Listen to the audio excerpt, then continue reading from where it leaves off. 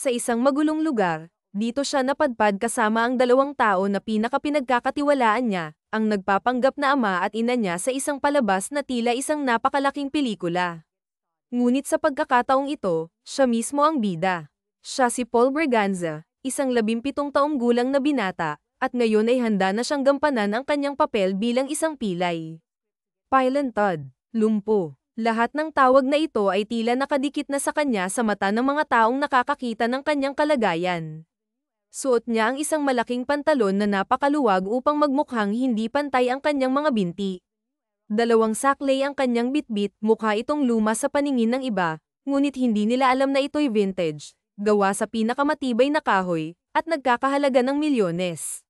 Habang naglalakad siya, napadaan siya sa isang tindahan na tambayan ng mga taong tila walang magawa sa buhay.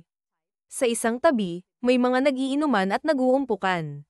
"Oh, si Pilay, paraanin niyo muna, baka mamaya madulas yan," sigaw ng isang lalaking tambay na sinabayan ng tawanan. Nakita niya si Isabela, ang babaeng lihim niyang nagugustuhan, ngunit labis siyang nasaktan nang makita itong nakikitawa rin sa mga tambay. Si Isabela, na sa kabila ng magandang trabaho, ay tila nahihilig sa pakikisama sa mga taong mapanglait. "Ano ba naman kayo? Huwag niyong gulatin si Pilay, baka mamaya madapa," sabi ni Isabela, ngunit ang tono nito ay halatang may halong pangungutya. Labis na ikinalungkot ni Paul ang kanyang nakita. Sa lugar na ito, kung saan umaasa siyang makakakita ng babaeng may mabuting puso, tila wala ni isa ang karapat-dapat sa kanyang tiwala. Isang buwan na silang naninirahan dito, at sa bawat araw na lumilipas, mas lalo niyang nakikilala ang tunay na ugali ng mga tao. Ang lugar na ito, isang squatter area, ay bahagi ng lupaing pag-aari ng kanilang pamilya, ang mga Braganza. Ilang taon mula ngayon, kukunin na nila ang lupaing ito, at ang mga taong naririto ay tiyak na mawawalan ng tirahan. Ang lupang ito ay isang pamana mula sa kanilang lolo, at napunta ito kay Paul. Nagpatuloy siya sa paglalakad, bitbit ang isang bote ng mantika at 3 pirasong itlog na binili niya kay Mamang Clara, ang may-ari ng sari-sari store. Ngunit biglang may isang pilyong lalaki na pumatid sa kanyang tungkod, dahilan upang siya'y bumagsak. Kasabay nito, narinig niya ang malakas na tawanan ng mga tao sa paligid. Ang bote ng mantika na hawak niya ay sinipa papalayo, at ang mga itlog na dala niya ay nagkabakbakan. Nahulog din ang kanyang salamin, kaya't lumabo ang kanyang paningin at hindi na niya makita ng maayos ang mga nangyayari. "Ah, Pilay, Pilay, Pilay. Abutin mo yung bote," o, sigaw ng isang kabataan habang patuloy ang tawanan ng mga tao. May isa pang lalaki na kinuha ang isa niyang tungkod, tila ginagawang laruan. Sa kabila ng lahat ng ito, pinilit niyang bumangon, hindi lamang pisikal kundi pati na rin sa kanyang dignidad. Sa kabila ng mga mapanghusgang mata at mapanglait na salita, alam niyang ang tunay na laban niya ay hindi lamang laban sa mga tao sa paligid, kundi laban din sa kanyang sariling takot at panghihina. "Isabela, tulungan mo ako," buong pag-asang sigaw niya kay Isabela, umaasang magpapakita ito ng kahit kaunting awa. Ngunit sa halip na tumulong, nakitawa lang si Isabela kasama ang iba. "Oh, Isabela, tulungan mo raw," sabat ng isang binatang si Marco, na may angking kagwapuhan at alam niyang lihim na hinahangaan ni Isabela. "Hoy, tulungan mo yung sarili mong mukha." "Bakit? Close ba tayo?" pasinghal na sagot ni Isabela, na lalo pang nagpapakita ng kawalan ng malasakit. Sa gitna ng tawanan at pangungutya, isang tinig ang biglang naghari. "Grabe naman kayo. Ang sasama nyo. Yung taong pilay at walang kakayahan pa talaga ang pinagtutulungan ninyo," malakas na sigaw ng isang babae. Siya si Maria, isang hindi kilalang mukha sa kanya, ngunit ang boses nito ay tila malaanghel na nagdala ng liwanag sa madilim niyang sitwasyon. "At bakit ka naman nakikialam, Maria? Pakialam mo ba kung gusto namin siyang paglaruan?" sagot ni Isabela, na halatang nabuwisit sa panghihimasok ng dalaga. "Isabela, tao siya, hindi bagay na basta-basta nyo lang nilalapastangan," galit na tugon ni Maria habang mabilis na lumapit sa kanya. "Kaya mo bang tumayo?" mahinahong tanong nito habang inaabot ang kanyang braso upang alalayan siya. "Yung tungkod ko kasi, kinuha nila," mahina niyang sagot, halos hindi makatingin sa dalaga dahil sa hiya. "Hoy, Miguel, naiinis na ako. Akin na ang saklay niya o ihahampas ko yan sa'yo, mariing sabi ni Maria sa binatilyong kumuha ng kanyang saklay. Bakit ba, Ate Kit? Ang seryoso mo naman masyado. Pinagtatawanan lang namin, hindi naman seryoso, sagot ni Miguel, ngunit halata ang kaba sa boses nito. Umayos ka, Miguel. Kung ayaw mong tirisin kita parang insekto, banta ni Maria, na tila kilala ang bawat tao sa lugar na iyon. Pagkatapos ng ilang saglit, iniabot ni Miguel ang saklay. Eto na, kunin mo na. Tumayo ka na, sabi ni Maria habang inaabot ito sa kanya. Hindi mo ba ako tutulungan? Kanyang tanong, naguguluhan sa tila matigas na disposisyon ng dalaga. Buong tapang niyang kinuha ang kanyang saklay at tumayo ng may dignidad sa harap ng lahat. Kitang-kita ang determinasyon sa kanyang mga mata habang unti-unti siyang bumangon mag-isa. Nasa gilid naman si Maria, hawak ang salamin ni Paul, at maingat itong iniabot sa binata. Ang mga tao sa paligid, na kanina'y tila nanonood lamang ng isang drama, ay biglang nagpalakpakan bilang pagkilala sa kanyang lakas ng loob. Sige na, saan ka ba nakatira? Ihahatid na kita, malumanay na sabi ni Maria, puno ng malasakit. Maria, heto, nabasag ang mantika at itlog na binili niya, sigaw ni Aling Clara habang nagmamadaling lumapit. Heto na at pinalitan ko na, dagdag pa ng matanda, na halatang nagmamalasakit. Nako, salamat po, Aling Clara, sagot ni Paul na may ngiti sa labi, nagpapakita ng pasasalamat. Huwag mo nang alalahanin yan. Tulong ko na yan sa'yo. Nakakahiya talaga at hindi ko masaway ang mga tao rito. Ikaw lang talaga, Maria, ang may lakas ng loob na gumawa ng tama. Saludo ako sa'yo, ani Aling Clara, puno ng paghanga. Nako, sobra naman po ang papuri niyo, sagot ni Maria habang napakamot sa ulo, tila nahihiya. Ngunit sa kabila ng kanyang pagkamahiyain, hindi niya napigilan ang bahagyang ngiti nang maramdaman ang hawak ni Paul sa kanyang braso. Maria ba ang pangalan mo? Tanong ni Paul, puno ng pagtataka. Sa ilang buwan niyang paninirahan sa lugar na iyon, ngayon lang niya ito nakita at nakilala. Oo, ako si Maria. Kapatid ko si Isabela at yung makulit na si Miguel. Pasensya ka na sa ginawa ng mga kapatid ko sa'yo, sagot ni Maria, may bahagyang lungkot sa boses. Halika na, ihahatid na kita sa bahay mo. Bagong lipat ka lang ba dito? Bakit dito nyo pa napiling tumira? Sunod-sunod niyang tanong, halatang interesado sa kwento ng binata. Pagdating nila sa tapat ng isang lumang gate, napahinto si Maria at tila nagulat. Dito ka nakatira? Tanong niya, puno ng pagtataka. Oo, bakit parang nagulat ka? Balik na tanong ni Paul, hindi mo ari ang reaksyon ng dalaga. Hindi naman. Ang alam ko kasi, private property ito ng may-ari ng buong lupain, ang mga Braganza. Huwag mong sabihin, isa kang Braganza, tanong ni Maria, halos bulong na.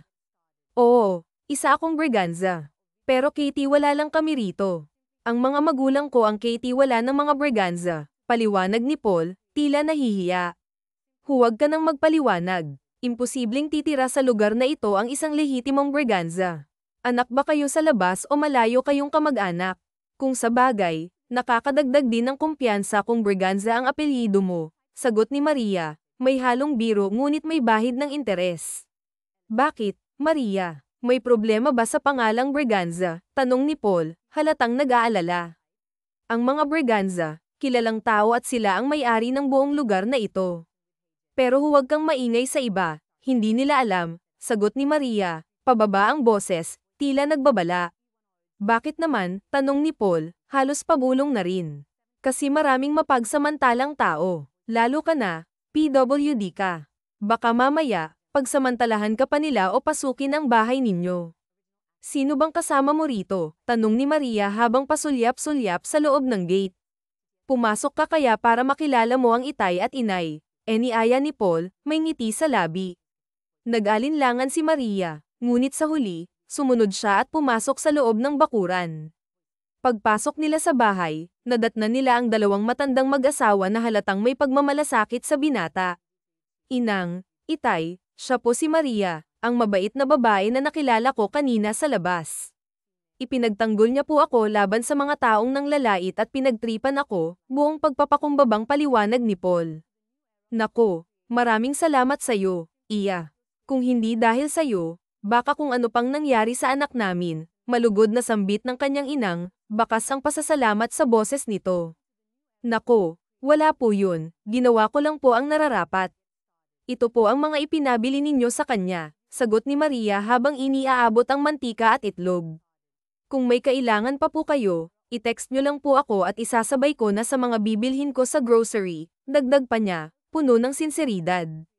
Hindi na, iya, kaya ko naman. Gusto ko rin kasing lumabas at makihalubilo sa mga tao dito, sabat ni Paul, pilit na pinapakita ang kanyang kasiglahan.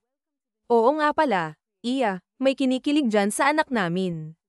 May crush siya sa kapatid mo, si Isabela, pabirong sabi ng kanyang ina, sabay sulyap kay Paul. Ha, si Isabela ba? Totoo ba yan? Nagtatakang tanong ni Maria, na tila hindi makapaniwala. Tumango si Paul bago sumagot, oo, pero siguro hindi niya ako magugustuhan. Ha, bakit mo naman nasabi yan? Huwag mong pangunahan ang sitwasyon. Subukan mo lang. Malay mo, makita niya ang kabutihan mo at maantig ang puso niya, sagot ni Maria, puno ng pag-asa at layuning palakasin ang loob ni Paul. Ngunit lingid sa kaalaman ni Maria, may iba pang dahilan ng binata kung bakit siya interesado sa pamilya nila.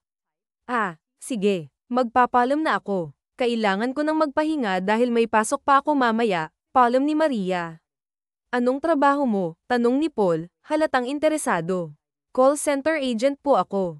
Hindi man ito ang trabahong pangarap ko, pero marangal naman at sapat na para sa pangangailangan ko, sagot ni Maria na may ngiti.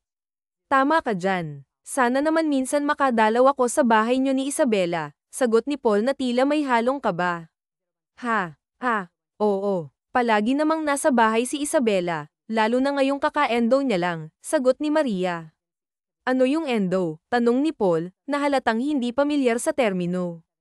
End of contract po yun, paliwanag ni Maria bago tuluyang magpaalam. Habang papalayo si Maria, napatitig si Paul sa kanya, tila nag-iisip ng malalim. Napansin ito ng dalawang matanda. Ano, nakita mo na ba ang dawan mo? Natatawang tanong ni Mang Dencho, ang matagal ng driver ng pamilya. Hindi ko po masabi. Pero gusto ko rin kasi si Isabela kahit na minsan parang masama ang ugali niya sa akin, sagot ni Paul, tila naguguluhan. Kung ganun din naman pala, bakit mo pa pinapahirapan ang sarili mo kung yung masama ang ugali ang gusto mo? Tanong ni Aling Luz, ang yaya ni Paul noong bata pa siya.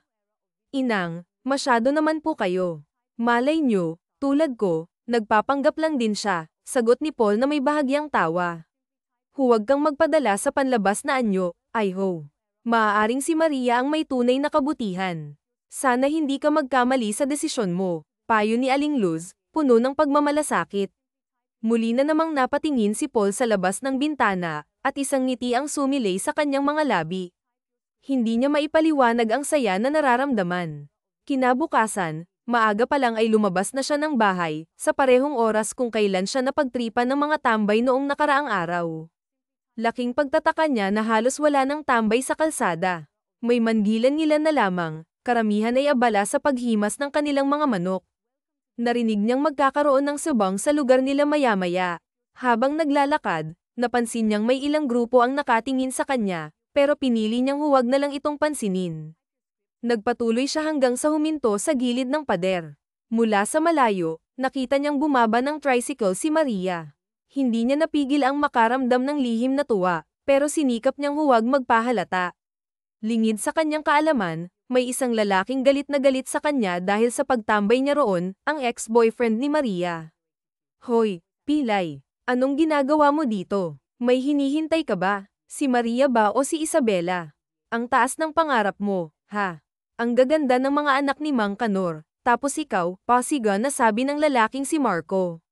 Wala naman sigurong masama kung humanga lang, mahinahong sagot ni Paul, kahit paramdam niya ang pang-aalipusta. Aba, sumasagot ka pa. Gusto mo bang tuluyan kang malumpo? Para hindi ka nalang naglalakad kahit kailan, galit na sagot ni Marco, na tila nanggigigil pa. Hoy, Marco, ano ba yan? Tumigil ka nga, malakas na sigaw ng isang pamilyar na boses, dahilan para parehong mapalingon ang dalawa. Alam nilang pareho kung sino ang nagsalita. Anong problema mo? Wala namang ginagawang masama si Paul sa'yo. Bakit mo siya inaaway? Galit na tanong ni Maria, habang papalapit sa kanila. Bakit ba pinagtatanggol mo yang pilay na yan? May gusto ka ba sa kanya? Siya ba ang ipinalit mo sa akin kaya ka nakipaghiwalay? Balik ni Marco, puno ng galit. Ngunit bago pa siya makapagsalita ulit, isang malakas na sampal mula kay Maria ang nagpatahimik sa kanya. Ang kapal ng mukha mong ikumpara ako sa mga kalokohan niyo ni Isabela. Kayo ni Isabela ang nanloko sa akin, kaya huwag na huwag mong ibabalik sa akin ang kasalanan ninyong dalawa, galit na sagot ni Maria, bago tumalikod. Ainalalayan siya ni Paul habang naglalakad sila pabalik sa bahay. Halika na, ihahatid kita sa bahay niyo. Gusto mo bang dumaan muna sa amin para makita si Isabela? Tanong ni Maria kay Paul, na may halong pagsubok. Oo sana, pwede ba? Sagot ni Paul, hindi maitago ang kaba. Sige. Pero paano ka na mamaya kapag natulog na ako? Tanong ni Maria, na tila nag-aalala. Okay lang ako, kaya ko namang umuwi. Malaki naman ang paradahan palabas, sagot ni Paul, na pilit na pinapakalma ang sarili. Ilang minuto lang ang lumipas, at nakarating na sila sa bahay ni na Maria. Tulad ng inaasahan, naroon si Isabela, kampanteng nakahiga sa sofa habang nanonood ng TV. Naroon din ang ina nito at ang kapatid na si Miguel, na abala sa kanilang mga ginagawa. Oh, Ate Maria, bakit kasama mo si Pilay? Natatawang tanong nito sa kanila. Napasimangot naman si Isabela at nakasalubong ang mga kilay nito nang makita siya. Oh, bakit naman isinamo mo pa rito ang Pylantod na yan? Siya ba ang dahilan kung bakit ayaw mo nang balikan si Marco? Napahalukip-kip pa ito nang magtanong sa kanya. Pwede ba, Isabela? Huwag mo akong simulan. May bisita ka. Si Paul, harapin mo ng maayos, magpakatao ka naman, mariin ngunit pabulong lang na sambit ni Maria sa kapatid. Maya-maya ay bumaling sa kanyang dalaga.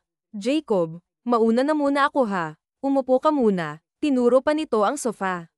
Kahit na hindi ito inaanyayahan ng mga tao roon, umupo naman siya ngunit galit na tumayo si Isabela at hinarap siya. Ang kapal din naman ng mukha mo, malakas na sanggal ni Isabela sa kanya. Talagang nagpunta ka pa rito, para ano? Para busitin ako. Pupunta ka ni wala ka man lang dala. Yan ba ang nanliligaw? Oo nga naman, Pylantod ang lakas ng loob mong manligaw, ano naman ang ipapakain mo sa anak ko? Hindi ko pinalakihan para lang maghirap sa kakaalaga sa'yo no. Kung mayaman ka siguro. Napapalatak na sambit ng ina naman ni Isabela. Mama, kahit na maging mayaman pa siya, hindi ko siya magugustuhan. Ayoko ngang maging habang buhay na caregiver ng isang Pylantod, sambit pa nito na napahalukip-kip na lang. Siya naman ay naiiling lang sa mga salitang narinig niya sa bibig ng pamilyang ito. Wala yatang may mabuting loob sa kanila kundi si Maria. Tita, Isabela, bakit naman ganyan kayo sa tao? Kahit man lang ba pakitang tao hindi nyo kayang humarap? Nakakahiya ng mga ugali ninyo, sambit ni Maria ng makababa. Nagpalit lamang pala ito ng damit at may bitbit na malita. Oh, ano yung dala mo at saan ka naman pupunta? Tanong ni Aling Linda. Ang mama ni Isabela at pati si Isabela ay nanlaki ang mata. Matagal nang patay ang papa ko, ilang taon ko na rin kayong binubuhay. Iyan si Isabela hindi na magaang magtrabaho dahil nakaasa na sa akin. Ayoko na po, sabay kuha nitong muli sa isang maletang may gulong. Isa-isa nitong kinuha ang mga gamit at inilagay sa labas. Ang akala niya ay tuluyan na siyang iiwan ni Maria sa bahay na yon ngunit nagulat siya nang balikan siya nito. Jacob, tayo na, wala tayong magagawa kung ayaw nila sayo, sila naman ang nawalan hindi ikaw. Tara na, marami pang babae sa mundo, hindi lang siya, sambit ni Maria habang inaalalayan siya nito. Sino? Ikaw lang naman ang tatangga-tanggang nagiging mabait sa taong iyan. Hindi ko maunawaan sayo kung bakit. Ano bang nakita mo sa lalaking yan at ang buti mo sa kanya? Nakapamewang pang tanong ni Isabela. Kasi tao ako na marunong trumato ng tao. Hindi ako katulad ninyo ng mga nabubuhay sa mundong ito na parang mga lintang humihigop ng lakas ng iba. Aba, Maria sumusobra ka na ha. Hindi mo kami pwedeng iwanan ng ganito na lang. Bakit po wala naman? Aking obligasyon sa inyo, matatandaan ng anak mo. Siguro naman po, panahon na para kumilos sila. At sila naman ang bumuhay sa inyo at magtaguyod ng pamilya ninyo. Ayoko na po, sawa na ako. Si Lolo naman po ang gusto kong asikasuhin, sabay talikod ng may hatid niya si Maria. Inanyayahan na muna niya ito sa kanilang bahay. Pasensya ka na, Paul, Pero aalis na ako. Sorry ha, nakita mo pa ang gulo ng pamilya ko. Sana huwag mo nang hayaan pang apihin ka ng iba dahil sa kalagayan mo. Kung ako nga lang ang tatanungin, umalis ka na lang sa lugar na to. Masama sila, maraming mapang-api sa'yo rito. Paano ka na kung hindi ako dumarating? Napabuntong hininga naman siya bago sumagot sa dalaga. Oo nga paano na ako? Wala nang prinsesang nagtatanggol sa akin. Kung may kakayahan lang ako, sambit niya sa dalaga. Huwag kang ang ganyan. Alam mo, kahit ano pang kalagayan mo, marami ka pa rin kayang gawin basta determinado ka. Sana kapag nagkita tayo uli, hindi ka na ganyan, hindi ka na mahina. Malakas na ang loob mo. Okay ba? Mag-promise ka, sabi pa nito sa kanya. Malungkot man siya habang nakatanaw sa papaalis na si Maria, masaya siya dahil gumawa ito ng isang desisyon na alam niyang tama. Naawa na rin kasi siya sa sitwasyon nito, ang buhay ng pamilyang hindi naman siya kinikilala. Tama na iwanan nito ang pamilya ng ama nito, samantalang nahihiling din niya na sana ay magbago na si Isabela. Sana maging mabuting tao na rin ito tulad ni Maria. Senyorito, paano na yan? Umalis na pala si Maria sa lugar na to, malungkot rin na nasabi ni Mang Ramon. Oo nga po, Tay Ramon. Sayang, konting oras ko pa lang siyang nakikilala. Gusto ko pa sana siyang makilala ng matagal. Yung si Isabela, wala na yatang pag-asa, sambit niya. Nako, wala na tayong magagawa roon. Masama ang puno, kaya masama rin ang bunga. Sa tingin ko, si Maria, mabuting tao. Ang ina niya ang nanay. Kasi yung isa, masama rin ang ugali, kaya malamang, yun na talaga si Isabela. Wala ka nang magagawa. Isang buwan na matapos niyang umalis sa kanilang bahay, umupa siya ng isang maliit na apartment malapit sa kanyang pinagtatrabahuhan. Hindi niya akalain na magagawa niya ang bagay na iyon, ang iwan ng asawa at mga anak ng tatay niya. Pagod na kasi siya. Ilang taon niyang binigyan ang mga ito ng pagkakataon na magbago ang mga asal at ugali. Hindi na niya may sakmura ang sama ng mga ugali nila, at alam niya ngayon na mapipilitan na silang magbanat ng buto at hindi lang aasa sa kanya. Nasa opisina na sila. Nakita niya ang maraming aplikante. Nagulat siya na tila may kakilala siyang naroon, nakaupo ito sa isa sa mga upuang naroon. Kinawi niya iyon sa pag-aakalang si Paul ang taong iyon. Isa-isa nang tinawag ang mga ito, at nang tumayo ang lalaki, napagtanto niyang kamukha lang pala. Nakita niya na may pumatid sa binata, isa sa mga kasamahan nito. Ano ba naman iyan? Ang lampa mo naman. Dapat hindi ka na nag-apply dito. Nakakaabala ka ng tao sambit ng isang lalaki. Pasensya na, sambit nito, ngunit sa halip na pulutin ay lalo pang sinipa ng isa pang lalaki ang saklay nito. Hindi na niya natiis at nilapitan niya ang isang lalaki, ngunit dinampot muna niya ang saklay. Sama ng ugali niyo, no? Sana ang yabang mong yan, may laman din ang utak mo ha. Kasi hindi namin kailangan dito ng buo nga at kumpleto ang katawan, wala namang manners at utak. Mahinahon ngunit nakakainsulto rin ang mga binitawan niyang salita sa dalawang lalaki. Salamat, sambit ng lalaki nang iabot niya ang saklay nito. Okay lang, may naalala kasi ako sa iyo Yung kaibigan kong si Paul, nakangiting sambit ni Maria. Lingid sa kanyang kaalaman, naroon din si Paul, ngunit hindi naman ito nagpapanggap. Natuwa ito nang makitang hindi lang pala sa kanya mabait ang dalaga. Inakala niyang kaya itong mabait sa kanya noon dahil alam nitong Braganza ang apelyido niya, at kilala naman kasi ang mga Braganza sa mapagpanggap na personalidad. Pero sa nasaksihan niya kanina, naniniwala na siya na tunay ang kabutihang puso nito. Isang simpleng empleyado lang naman si Maria. Nababalitaan niyang palagi itong Employee of the Month sa kumpanya, kaya lang ay tinatanggihan nito ang mataas na posisyon. Simpleng buhay lang kasi ang nais ng dalaga, at sapat na rito ang malaking incentive na natatanggap. Isa rin sa mga dahilan ng dalaga ay mababawasan ang oras niya para sa kanyang lolo. Oh, Maria, sumama ka naman sa amin sa gimmick natin. Palagi ka na lang pasok. Akala mo naman may malaking pamilyang binubuhay. Kayo na lang. Wala pa akong time sa ganyan, may lakad ako bukas, sabay talikod na niya at umalis. Kinabukasan, wala siyang pasok. Umalis siya at nagpunta sa isang bahay, yung bahay ng mga matatanda sa Maynila. Nagulat si Paul kung bakit naroon ito ng ganang oras. Sino naman ang pinupuntahan niya roon, nagtatakang tanong ni Paul sa sarili. Nagkataon lang na naroon din siya para tingnan ang lugar. Bumaba siya ng sasakyan at pumasok rin sa nasabing tahanan. Nagulat ito dahil tahanan iyon ng mga matatanda, at ang alam nito, iyon ang tahanan na nais ipasara ng pamilya nila dahil pagmamayari din ang mga Braganza. Nakatuwaan pa naman sa isa sa mga pinsan ni Powell ang home for the aged na yun, at tiyak na mapapaalis talaga ang mga ito. Hi po, Lolo, Lola, masayang bati ng dalaga sa mga ito. Nariyan si Maria, ang aming prinsesa. Sino yung kasunod niya? Tanong ng isa sa mga matatanda.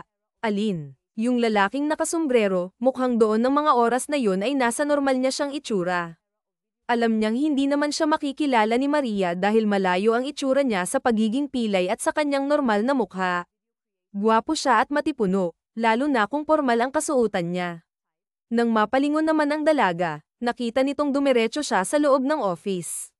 Lolo, tara na po, papaliguan ko kayo ha. At dapat hindi kayo makulit, sambit pa ni Maria. Mabuti na lang, Maria, dumalaw ka uli. Si Lolo Damian pa naman ang pinakamakulit, sabi ni Nurse Joy. Pasensya ka na, Nurse Joy. Wala naman akong mapag-iiwanan sa lolo ko kaya sana ay dito na muna siya. Palagi akong dadalaw, promise, sabi niya.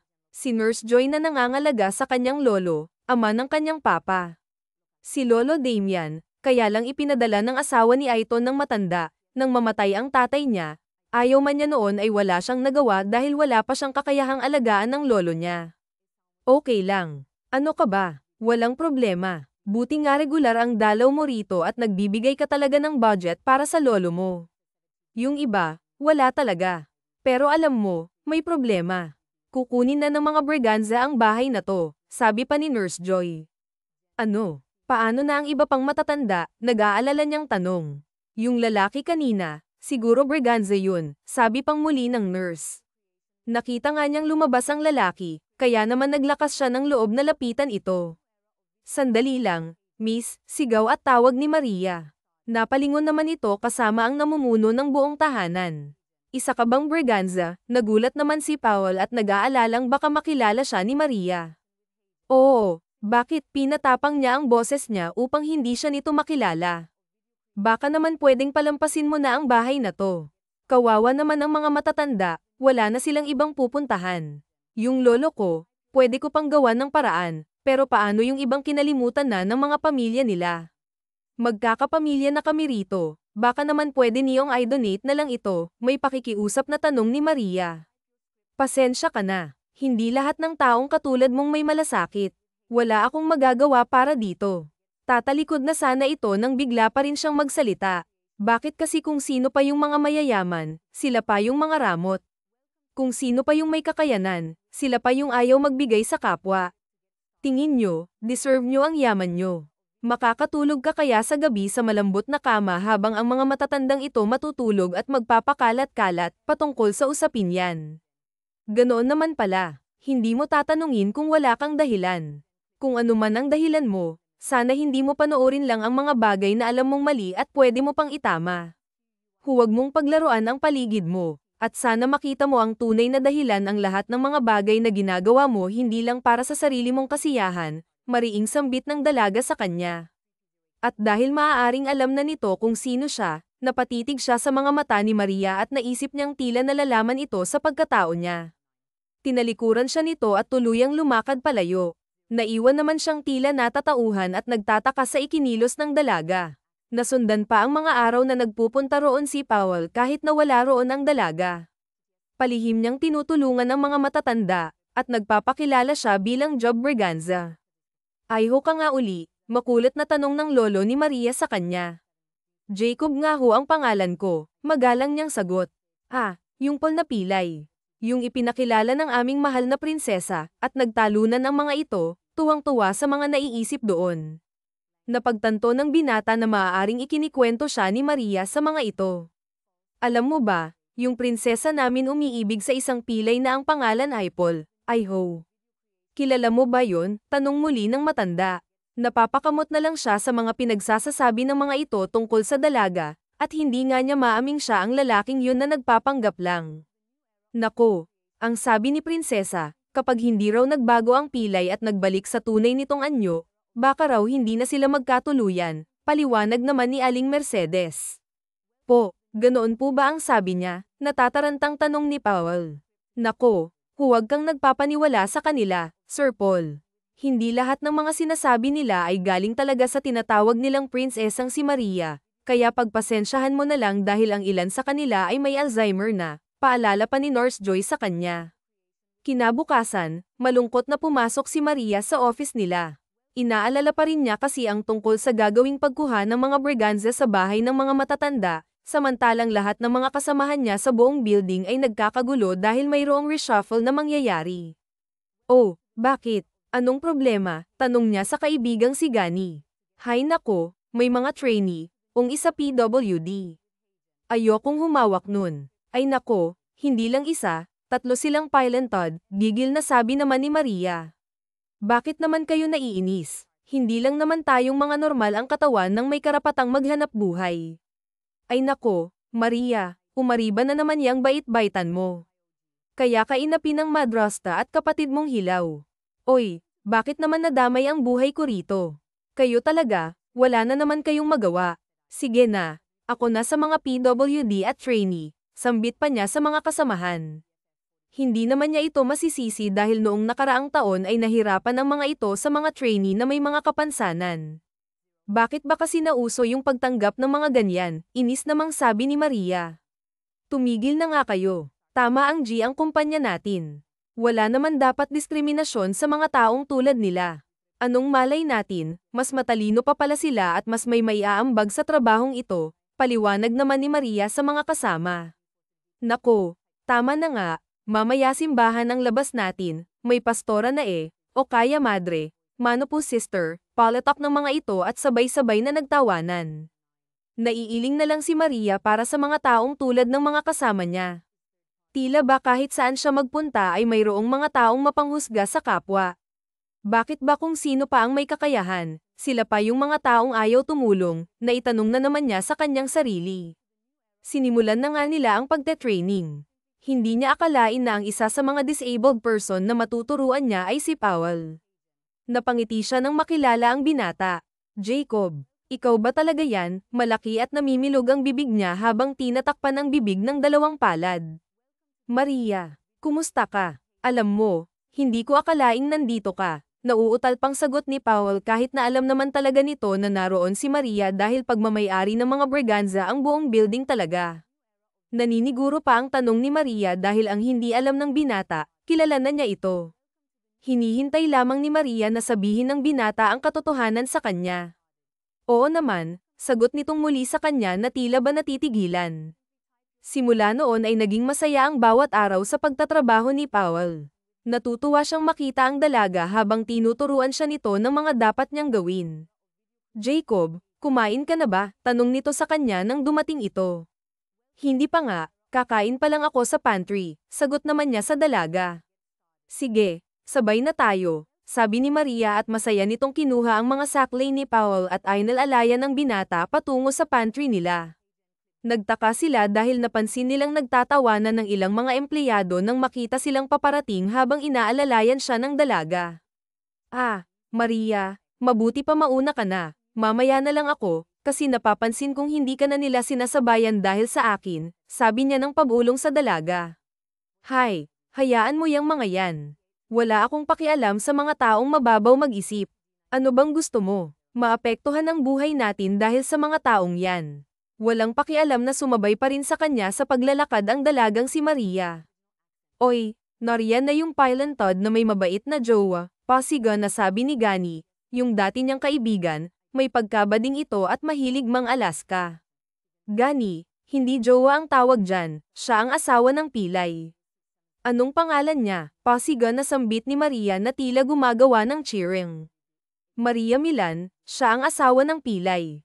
Anong pangalan niya? Maria Milan. Sabay-sabay na sigaw ng mga ito habang sila naman ay nagpatuloy na umupo sa mesa. Tumigil na nga kayo. Gusto nyo bang isumbong ko kayo sa pang-aalipusta sa kapwa nyong ginagawa? Bawal yan, pwede rin kayong aidmanda. Gusto nyo, buwelta sa kanila ni Maria nang makaupo na silang pareho sa upuang nasa may mesa para sana kumain. Ang sanggit naman ni Miss Maria. Para namang nagbibiro lang naman tayo dito. Seryosohin ba? Palatak na pangangatwiran ni Gani. Oo nga naman, ateng. Masyado ka namang serious at hindi na mabiro. Bakit? Bet na bet mo ba si Powell? Natatawang segunda rin ni Maria kayong dalawa. Disappointed ako sa inyo. Ilagay nyo naman sa lugar ang pagbibiro ninyo. Sa tingin nyo tamang pagkatuwaan ang tulad niya. Hindi nyo ba naiisip na maaaring nasasaktan siya? Hindi naman tama na pagkakitaan ng tao. Mahalaga ang tingin ng gobyerno sa mga tulad nila, pero paano naman maipapatupad yun kung tayo mismong mga individual ay hindi marunong rumespeto sa kapwa natin na may kapansanan? Sana naman ilagay ninyo sa tama ang mga biro ninyo, nakakahiya kayo. Running for team leader, kung kayo ang magiging TL, sana naman maging deserving kayo sa mga magiging posisyon nyo, dahil doon ay lalo pang tumaas ang tingin ni Powell sa dalaga. Hindi niya lubos akalain na ganun na lang siya nito'y pagtatanggol. Nang sila na lang dalawa ay nagpasalamat siya sa dalaga. Hindi ko naman yun ginawa dahil sa'yo, sagot ni Maria. Nasa ganyan ka kasi kalagayan kaya akala mo ipinagtatanggol kita. Pero maraming mga PWD rito, hindi lang ikaw, sagot ni Maria sa kanya. Napatanga naman siya, nagulat siya sa tapat na salita nito sa kanya. Anong ibig mong sabihin? Kilala na kita. Alam ko na ang pagkatao mo, diretso ang tingin na tanong ni Maria sa kanya. Alam mo, mas masahol ka pa sa kanila. Bakit ka nagpapanggap? Anong dahilan mo para paglaruan ang mga tao sa paligid mo? Takot kang may magkagusto sa'yo tapos pera lang pala ang habol sa'yo, ganun ba? Maria, hindi ganun yun, mariin ngunit pabulong niyang salita. Napapailing naman si Maria. Then why? Para saan? Pinagkakatuwaan mo ba ako o ang kahit na sino? Natutuwa ka ba na may nanlalait sa'yo kahit hindi ka naman tunay na PWD? Nahawakan niya ang palad ni Maria at masuyo niya sanang hahagkan yun, ngunit maagap yung nabawi ng dalaga. Huwag Paul, tama na ang paglalaro. Ang buhay ng tao hindi palaging laro. Sa dahil mayaman ka, nagagawa mong gumawa ng isang tunay at makatotohanang palabas. Paano naman yung iba? Huwag mo na sanang gawin yun muli. Hindi lahat ng tao masama. Sana unawain mo yan. At kung may mga taong ganoon, hindi pa rin sapat na dahilan para loko ka. Isa pa, hindi pag-ibig o pagmamahal ang makukuha mo kundi awa, sabi pa ng dalaga. Tumayo na ito at tuluyan na siyang iniwan. Sa pag-alis ng dalaga, lalo siyang namangha dahil maaari naman itong ilihim na may nalalaman na ito upang makuha pang lalo ang loob niya, pero tinapat siya ng dalaga upang hindi na lumala pa ang sitwasyon para sa kanila. Maaaring ang nanais nito ay maunawaan niya na maaari siyang mahalin ng kahit na sino ng walang halong awa at pagkukunwari. Na-realize nga niya na hindi awa ang kailangan niya kundi pagmamahal tunay na pag-ibig at kung magpapatuloy siya sa ganang gawain awa lang ang makukuha niya. Napapangiti siyang tumayo at umalis na sa lugar na yun, dala ang isang malaking pagbabago ng isipan. Naisip niya na magmagiging totoo na siya sa babaeng minamahal. Nang makauwi siya sa kanilang mansyon, nagulat ang lahat sa itsura niya. Hindi pa siya nakakapagpalit ng costume, naroon pala hanggang lahat ng miyembro ng pamilya nila. Oh, Paul, anong itsura naman yan? Nagtatakang tanong ng kanyang lolo na si Don Desmond. Napakalaking pantalon kasi ang suot niya at bitbit pa niya ang mga sakli niya nang nakauwi siya sa mans. Lolo, ang saya ko. Nahanap ko na ang babaeng makakasama ko sa buong buhay ko. Masaya niyang sabi at halos napasigaw pa. Nako, sabi ko na nga ba, ginaya mo ang ginawa ko. Nagpanggap na pulube, palatak na sabi ni Leon habang katabi rin nito si Cassandra. Hindi pulubi ang pinanggep niyan, hiyaw ni Julian na katabi rin ng asawang si Mayo. Nagtatawanan pa ang mga ito. Ang ama at ina naman ni Paul at Julian ay naroon din, hindi na lang kumibo ang kanyang ina. Naiiling dahil alam nitong wala naman itong magagawa sa gusto ng mga anak. Aber, ano naman ang palabas mo, apo? Napapangiti itong nagtanong sa kanya. Nagpanggap po akong pilay, kaya lang malungkot na sabi niya at tila batang nagsusumbong. Anong nangyari? Naging interesado naman ang mga ito. Anong nangyari? Naging interesado naman ang mga ito. Nabisto po niya ako. Umpisa pa lang pala, alam na niya ang tunay kong pagkatao. Kaya naman sinabihan niya kung tigilan ko na lang ang ginagawa kong pagpapanggap. Hindi raw pag-ibig ang makukuha ako kundi awa, sabi pa ni Powell. Ngunit nagulat siya sa mga reaksyong iyon ng mga kapamilya. Nagtawanan silang lahat at nagpalakpakan. Good job, Paul. Nahanap mo na ang dawan mo. Bakit kayo nagtatawanan at nagpapalakpakan? Muntik na nga akong pumalpak eh. Paano kung ayawan niya ako kasi sinungaling ako? Hindi yun. May kilala akong ganyang katapang, nakangising sabat naman ni Leon na tumingin sa asawa. Nakurat naman ito ni Cassandra sa tagiliran. Hay nako, huwag kang sumuko. Suyuin mo hanggang sa makuha mo, hanggang sa mapatunayan mo sa kanya na totoo ka, payo pa ni Julian sa kapatid na lalaki. Hay nako, ilan pa kayang miyembro ng pamilyang ito ang susunod sa inyo? Sumasakit ang ulo ko, nasambit na lamang ng kanilang ina at tumayo na ito upang magtungo sa silid. Naiwan silang nagtatawanan. Alam nila na hindi sang-ayon ang kanilang ina sa mga ginawa nila matapos ang mga pangyayaring patungkol sa mga pang-iinsulto na ginawa ni Gani at Marie at ng iba pang mga kasamahan nila ay napagsabihan ang mga katrabaho ni Maria dahil sa nakarating sa management ang mga pangyayari.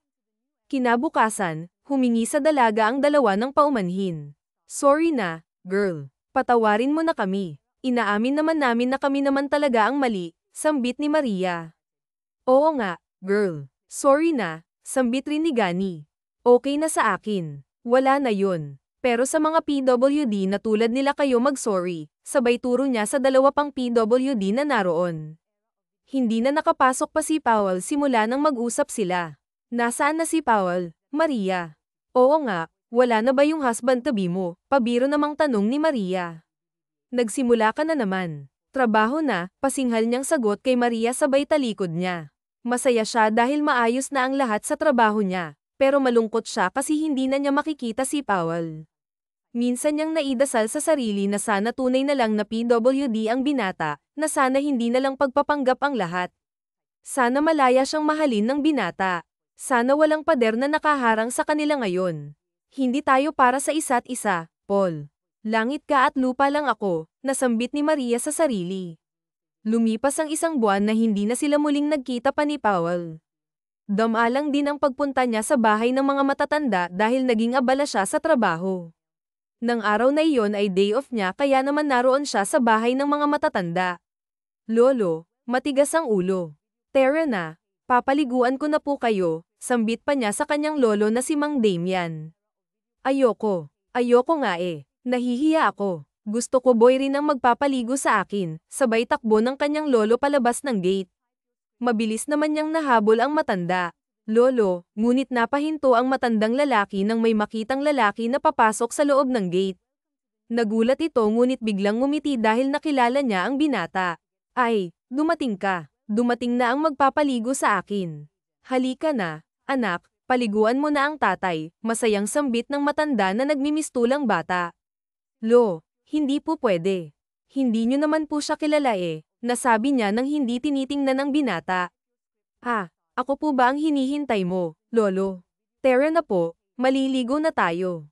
Sorry po, nalate ako, mabilis na sambit ni Powell para hindi mahalata ng dalaga na matagal na itong kilala ng mga matatanda kaya ayaw nang pumayag ng mga lalaki dahil nasanay na itong ang binata ang nagpapaligo sa mga ito.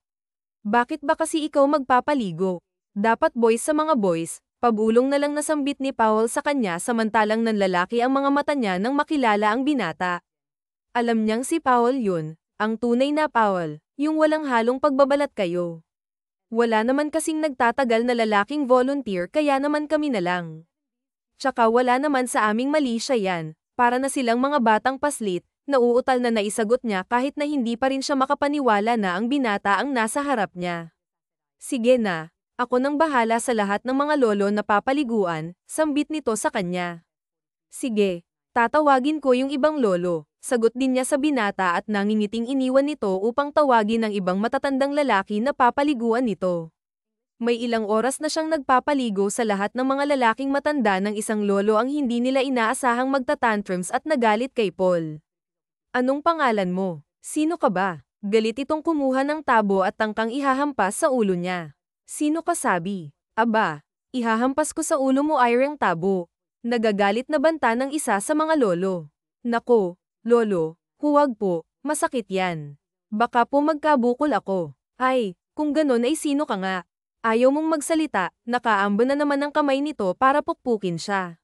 Sabihin mo lang kasi kung sino ka at titigil na yan si Lolo Berting, Natatawang paalala ni Nurse Joy na nasa likuran na pala nila. Alo, ako po si Paul, Paul po ang pangalan ko, Lolo. Nakalimutan mo na, napapasigaw rin niyang bigkas upang hindi na siya mapukpok ng tabo. Hindi pa rin siya masanay kahit na alam na nga niyang nalilimutan lang din naman siya ng mga ito. Jacob, abae, ikaw yung Paul na Pilentod, iyong pilay, nakakapagtaka pa rin ang tono na tanong ni Lolo Berting. Ah, yun kasing si Maria, madalas magkwento tungkol sa kaibigan at hinahangaan niyang PWD kaya lang matagal na raw silang hindi nagkikita, sabat muli ni Nurse Joy. Sa narinig niya, gumuhit ang maluwang na pagkakangiti sa kanyang mga labi. Ilang sandali at nagtungo naman si Maria sa kinaroroonan niya upang i-check kung ano nang nangyayari sa kanya. Oh, nandito na pala si Maria, nasabi ni Nurse Joy. Oh, si Lolo Berting na pala. Nakailang pukpok naman si Lolo, tanong niyang sa nurse na kabaliktaran ang tingin. Ayon, mga isang pukpok lang yata kasi nagsabi agad ng pangalan si Sir Paul. Napagkamalan pa ngang si Paul na madalas mong ikwento sa kanila, masayang tugon ng nurse. Ha, may kwento ba ako? Wala naman akong kinukwentong tao sa kanila, Nurse Joy, pagkakaila niya at napatitig ng masama sa kaibigang nurse. Siya ba si Paul na pilay? Ikaw ba ang asawa ng pilay? Hindi ba sabi ikaw ang asawa ng pilay, bilang ng matanda sa kanya? Lolo, sabi ko ba diyan? Hindi nga pilay eh. Ilang beses ko po bang sasabihin, sermon pa nito sa matanda. Okay lang, hindi naman pilay si Paul. Hindi na po ako pilay, nagpagamot po ako kaya okay na po ang paglalakad ko.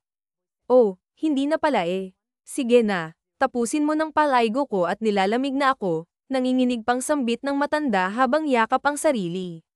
Natatawa na nga lang sina Maria at Nurse Joy habang pinapanood ang dalawa na nagbabangayan habang nagpapaligo siya sa matanda.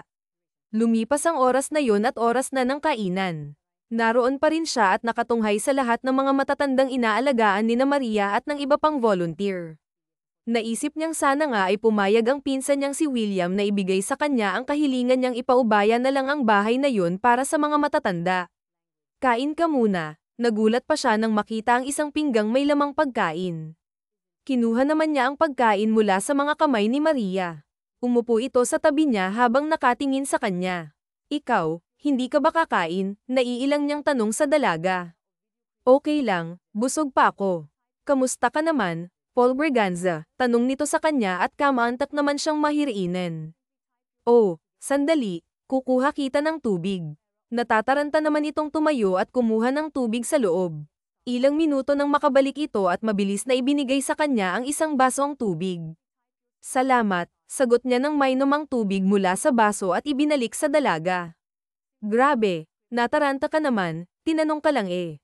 May problema ba? Hindi, wala, nagulat lang ako. Kilala mo pala ako, nagugulat na tanong niya sa dalaga. Ha, sabi mo kanina, Paul ang pangalan mo. So I assume na ikaw na nga yan. Mabuti naman at hindi ka na nagpapanggap na PWD. Huwag mo nang uulitin, sambit pa niya sabay tatayo na sana. Sandali lang, dito ka lang. Sabayan mo akong kumain o kaya panoorin mo akong kumain, pakiusap niya sa dalaga. Ayaw niyang maghiwalay sila ng mga sandaling yun nang hindi niya nasasabi ang nais niya. Mamaya na, babalik ako. Kukuha lang ako ng pagkain, ginutom akong bigla sagot naman ng dalaga at saka siya iniwan ng panandalian. Ilang minuto ay bumalik ito na may dala pang maiinom. Oh, ikinuha na kita ng water bottle para hindi ka na mabulunan dyan, sabay abot nito. Salamat, honey. Ay, Este Maria pala, napapangiting napatingin siya sa dalaga. Anong sabi mo? Parang nabingi naman ito at napangiti na naupo sa tabi niya. Wala. Sabi ko magsimula tayo uli. Pwede bang manligaw? Lakas loob niyang tanong sa dalaga. Ano? Liligawan mo ako? Oo, bakit naman hindi? Nagtataka niyang naitanong sa dalaga. Huwag na, hindi tayo pwede. Langit ka, lupa lang ako kaya imposible ang sinasabi mo. Sana nga ikaw na lang si Paul na pilay, yung nakilala kong lalaki na alam kong madali kong maabot kaya naman nang hinayang ako na isang malaking pagpapanggap lang pala ang lahat, mahina nitong sabi. I'm sorry, nagkamali akong nagpanggap. Sana pala hinanap na lang kita sa barangay Mainay, sa magulong lugar na yun. Okay lang yun. Matagal ko na ring binalak umalis sa lugar na yun. Nag-decide akong piliin ang lolo ko kaysa sa kanila. Kung mananatili ako roon, uubusin lang nila ang pera ko at lakas. Walang mangyayari sa akin, walang mangyayari sa buhay ko. Yun ang natutunan ko nang makilala ko si Powell, ang tinatawag nilang pilay. Pero para sa akin, isa siyang lalaking nagpamulat sa akin sa mga desisyong dapat kong gawin, napapangiti pa ang dalaga habang sinasabi yon. Paano naman ako magpapapilit, napanguso pa siya habang nakakunot ang noo na tumingin sa dalaga. Natatawang naiiling na lang si Maria sa itsura niya. Nasabi nitong, sayang. Bakit sayang? Kung bibigyan mo ako ng pagkakataon, hindi sayang ang lahat ng mga pinagsamahan natin. Kung kailangan kong magpakapalakpakan habang buhay, gagawin ko. Tumigil ka nga, maraming taong gustong maging normal ang buhay nila, ikaw nilalaro mo naman ang sitwasyon, saway nito sa kanya na tumayo na at iniwan siya sa kanyang kinauupuan. Simula ng araw na iyon ay naging mas madalas na ang pagdalaw ni Powell sa bahay ng mga matatanda. Nagsasama pa ito ng mga ilang tauhang magvo-volunteer, lalo na ng mga kalalakihan, at madalas na nagpapadala ng maraming supply para sa mga alaga na naroon. Tulad ni Maria, masaya na rin siyang nakakatulong sa mga matatanda at naisipan rin niyang magtayo ng foundation na may hangarin at layuning makatulong sa mga oldies at mga taong may kapansanan. Honey ko, ang daming natanggap ng foundation na tulong at donation para sa mga PWD, masayang pagbabalita nito sa kanya. Jacob, mabuti naman at yan ang naisipan mong gawin, pero sigurado ka ba na igugugol mo ang buhay mo sa pagtulong at pag-volunteer? Baka kasi ginagawa mo lang yan para sa akin o dahil sa akin, seryosong tanong ni Maria sa binata. Patuloy rin kasi ang panliligaw nito sa kanya sa pagdaan ng panahon. Oo naman, sagutin mo ako at sa hindi. Lahat ng ginagawa ko itutuloy ko. Genuine ang pagtulong ko, walang halong pamumulitika at pagnanais na mapapayag kang pakasalan ako, pero syempre bonus yun kung magpapakasal ka pa sa akin, sambit ng binata. Bahagyang natawa si Maria sa tinura ng binata sa kanya. Kasal agad? Hindi pa nga kita sinasagot, sambit niya ngunit halatang kinikilig naman ang dalaga. Maria, ganun na rin yun kasi kung patatagilan pa natin. Pareho lang tayong mahihirapan kaya naman papakasal na kaagad tayo, natatawa niyang sambit. Agad-agad, nanlalaki ng man ang mga mata ng dalaga. Oo, pareho tayong konserbatibo kaya naman yun agad ang naiisip ko. Kapag kinasal na tayo, napa-array siya ng madama ang paghampas ng tabo mula kay Mang Berting at ang lolo niya ay nakapamewang. May ilang matatandang babae rin ang naroon at nakabusangot ang mukha na nakatingin sa kanya. Bakit niyo naman po ako pinukpok ng tabo, Lolo Berting? Anong pangalan mo? Tanong ulit nito. Hoy, ang pangalan niya ay siya sabat naman ang lolo ng dalaga. Hoy, ay ho, hindi basta-basta ang apo namin. Bakit mo siya kukunin ng ganyan lang? Dapat naman ay may effort ka. Ako noon ay nag-propose ang Lolo Eduardo mo noon ay nakakatuwa, muli na namang naalala ni Lola si Mang ang kanyang yumaong asawa. Ito ang lola na mahilig magkwento na love story nila. Nagtawa na naman ang lahat ng mga matanda at hindi nakaligtas si Powell sa mga ito. Hoy Paul, pilay, hindi naman ibibigay ang prinsesa namin ng ganun lang ha. Hindi pwede, sabi pa ni Mang Berting. Naiiyak naman na nayakap ni Maria ang mga matatandang inaalagaan nila ng matagal na panahon na. Jacob, hindi ko sila pwedeng pabayaan. Humanap ka na lang ng ibang babae kasi hindi ko kaya ang talikuran ang mga taong ito. Ayoko silang iwan, umiiyak na sambit ni Maria. Alam niyang mahal naman siya ni Maria kaya lang nakikita nga nito ang mga responsibilidad na kinakaharap para sa mga matatanda habang siya naman ay sa mga PWD nagpo-focus. Ilang araw ang dumaan at hindi na nagpapakita si Powell sa bahay ng mga matatanda kaya naman sa halip na malungkot siya ay itinoon na lang din niya ang kanyang isipan sa pagtatrabaho. Alam niyang yun ang kailangan niyang gawin. Nasaktan niya ang binata dahil sa pinili niya ang ilang responsibilidad na alam niyang hindi niya maaaring bitawan ng ganun na lang. Mahal niya si Powell kaya lang inisip din niya ang malaking agwat nila sa lipunan. Ayaw niyang may masabi ang ibang tao at ang pamilya nito sa kung ano ang motibo niya bagamat wala nang ang talagang halaga yun sa kanya. Kaya naman niyang ipaglaban. Kaya nga lang hindi niya kayang maging unfair sa binata.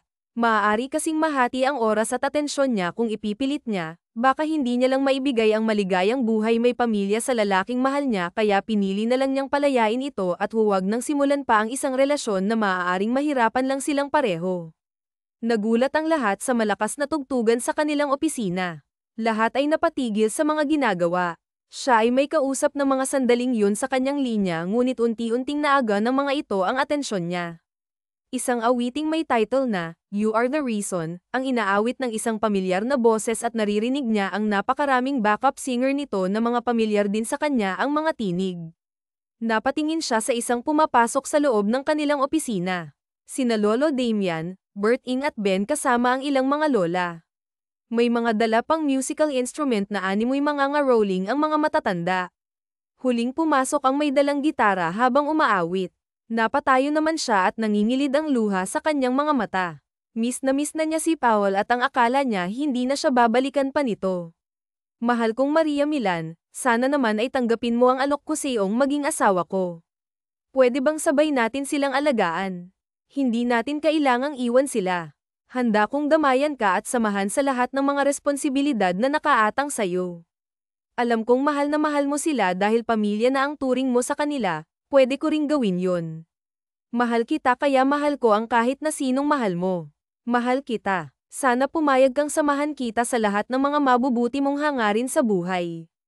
Ikaw lang ang nag-iisang mamahalin ko. Ikaw lang, Maria asawa ng pilay, biglang naisigaw ni Lolo Damian kaya naman ang kanina ay seryoso bigla na lang nagkatawanan ng lahat dahil sa biglang pagsingit ng matanda. Maria Milan, please, I'm begging you to marry me. Sabay labas nito ng isang maliit na kahon at kinuha roon ang isang singsing. Naiiyak naman ang ngumiti muli si Maria. Mahal niya si Powell sa kahit anong kalagayan nito sa buhay at nakahanda na siyang tanggapin ang pag-ibig nito kaya naman isang malakas na, yes, ang naisigaw niya sabay yakap sa binata.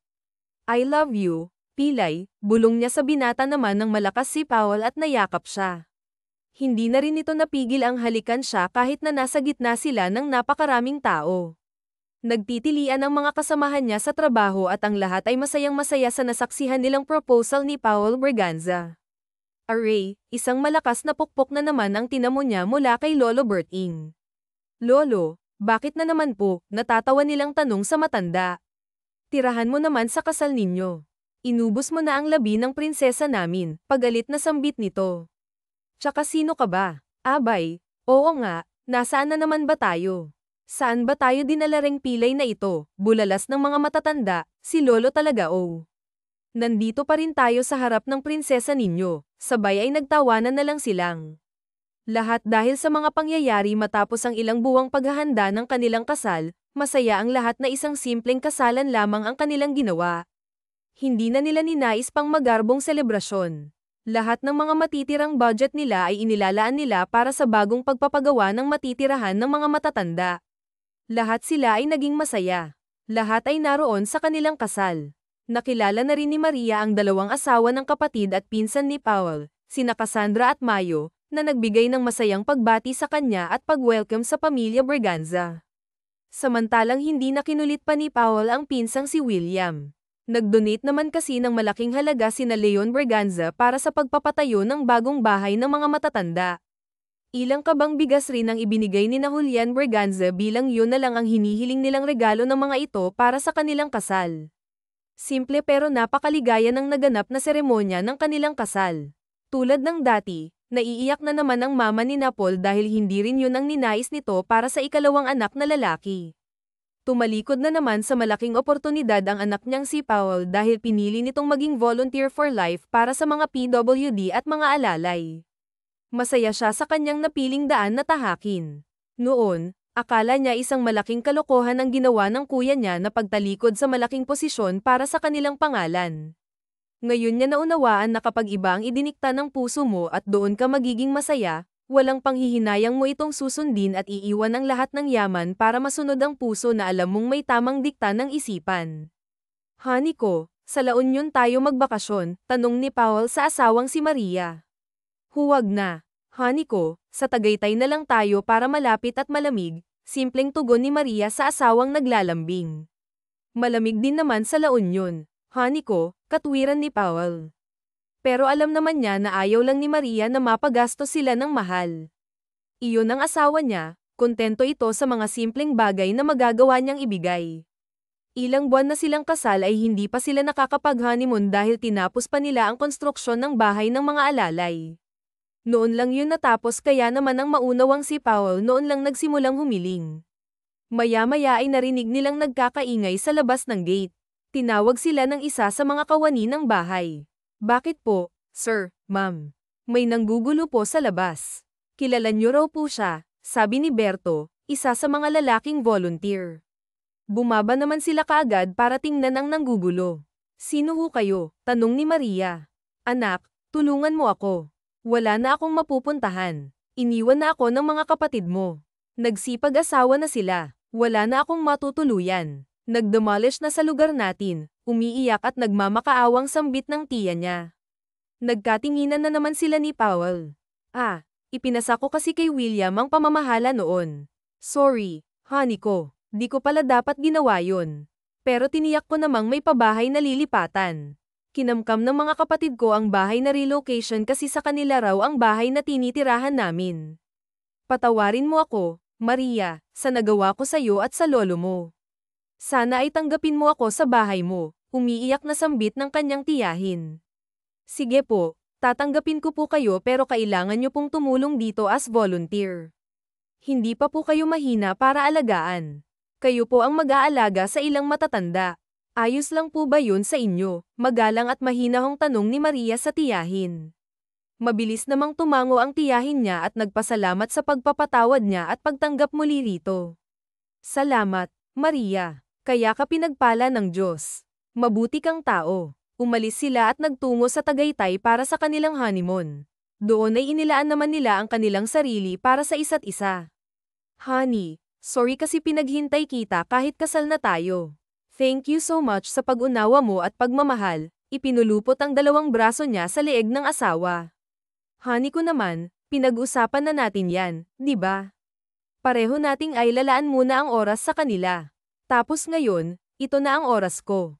Malakas na binuhat ni Paul ang asawa niya papasok sa loob ng kanilang silid buhat sa bandang kinatatayuan nila kanina. Sinimulan nga ni Paul na hagkan ang kanyang asawa ngunit nagtitili naman ang asawa niya. Nakikiliti ako, malakas na tawa ni Maria habang patuloy naman na hinahalikan niya ang leeg nito.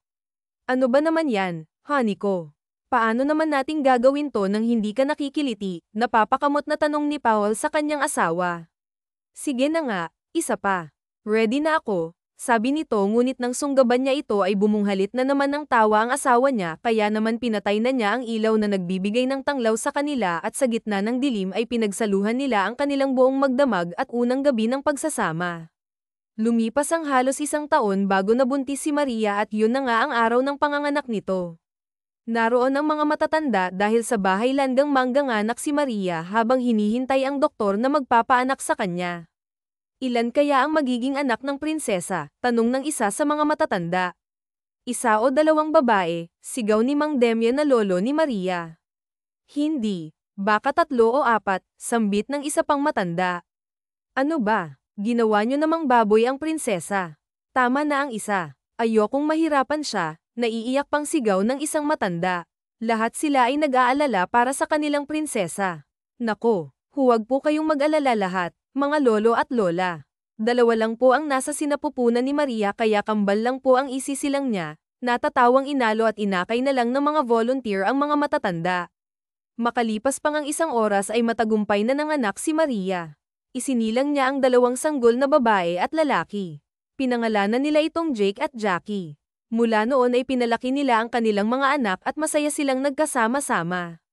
Nagpatuloy ang foundation para sa mga PWD at ang bahay panuluyan para sa mga matatanda. Mas marami pang matatanda ang kanilang natutulungan. Naging masaya si Paul at Maria sa pinili nilang landas sa buhay. Magkasama nilang pinalaki ang kanilang mga anak at iminulat sa tunay na anyo at realidad ng buhay. Wakas.